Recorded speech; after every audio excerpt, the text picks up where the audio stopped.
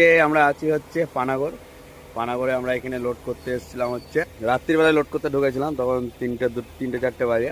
তো এখানে লোড করতে এসে দেখছি যে মানে এই যে স্টক বালি দেখছো, আজকে আমরা স্টক বালি লোড করি। তো এখানে এসে খবর শুনছি যে মানে ঘাটে লোডিং বন্ধ হয়ে গেছে, আজ থেকে পানাগড় ঘাটে লোডিং পুরো বন্ধ হয়ে গেছে, ঠিক আছে।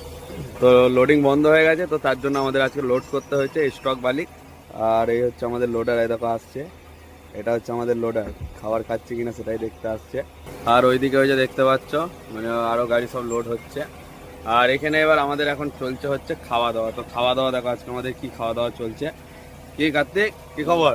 একদম ভালো ভালো খাওয়া দাওয়া হচ্ছে নাকি? কি দিয়ে খাওয়া দাওয়া হচ্ছে আজকে, মেনু কি? তো ভাত, ডাল, আলু ভাতে, এদিকে পটল চিংড়ি আর এদিকে মাছ। পটল চিংড়ি? কোনটা আবার পটল চিংড়ি আছে? হ্যাঁ দেখো ভালো করে দেখো চিংড়ি ও, মাছ আছে। আচ্ছা, আমি এখনো দেখিনি মানে কি আছে। তো গাড়ি তো লোড হয়ে গেছে নাকি? হ্যাঁ। আর আজকে গরম কেমন? ভীষণ গরম, ভীষণ প্রচুর গরম, তাই তো? আর কদিন বৃষ্টি হচ্ছিল তখন তো বলছিলি ঠান্ডা লাগছে। হ্যাঁ, তখনই আরাম ছিল।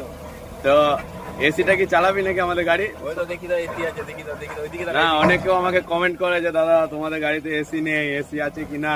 তো এটার ব্যাপারে কি বলতে চাস তুই বল। এসি আছে, এসি আছে? এসি নেই?